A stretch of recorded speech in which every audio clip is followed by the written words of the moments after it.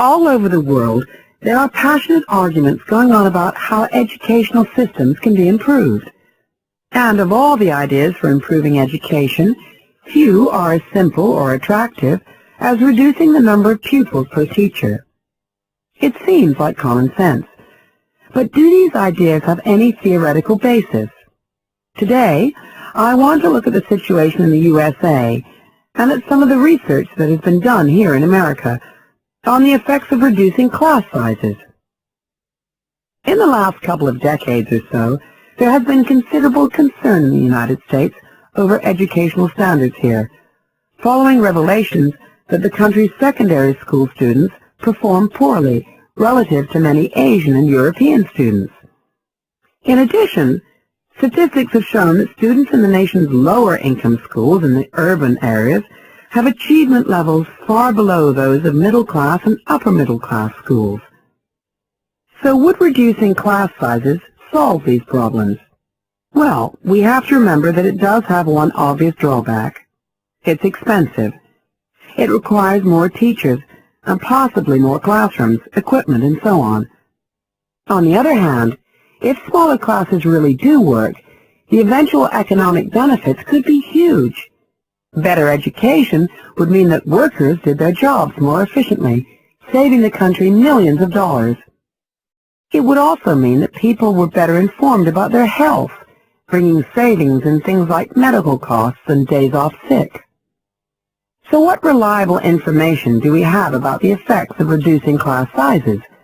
There's plenty of anecdotal evidence about the effect on students' behavior, but what reliable evidence do we have for this?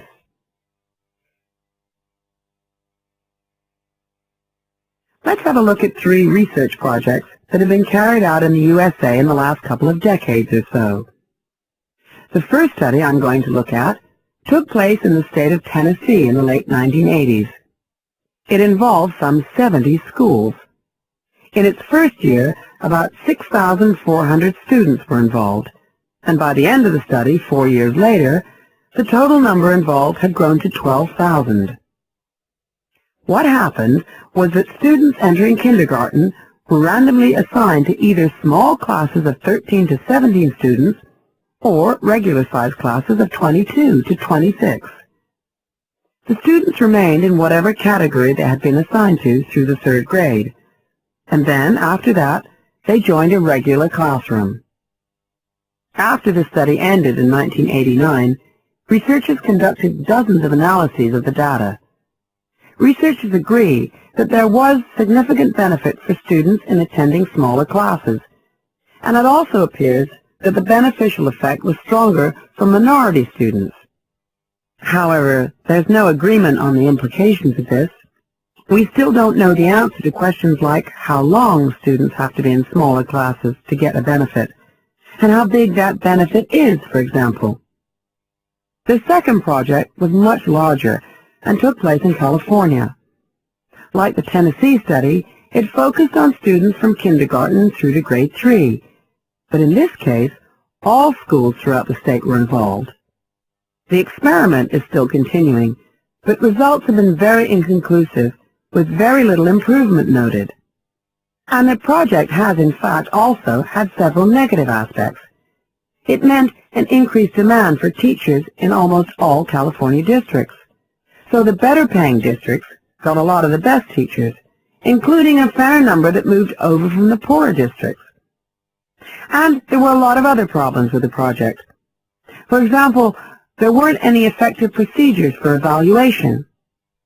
All in all, this project stands as a model of what not to do in a major research project. A third initiative took place in the state of Wisconsin at around the same time as the California project began, and it's interesting to compare the two. The Wisconsin project was small.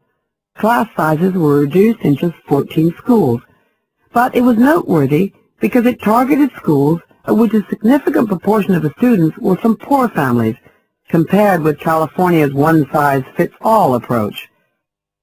Analysts have found that the results are very similar to the Tennessee project, with students making gains that are statistically significant, and that are considerably larger than those calculated for the California initiative.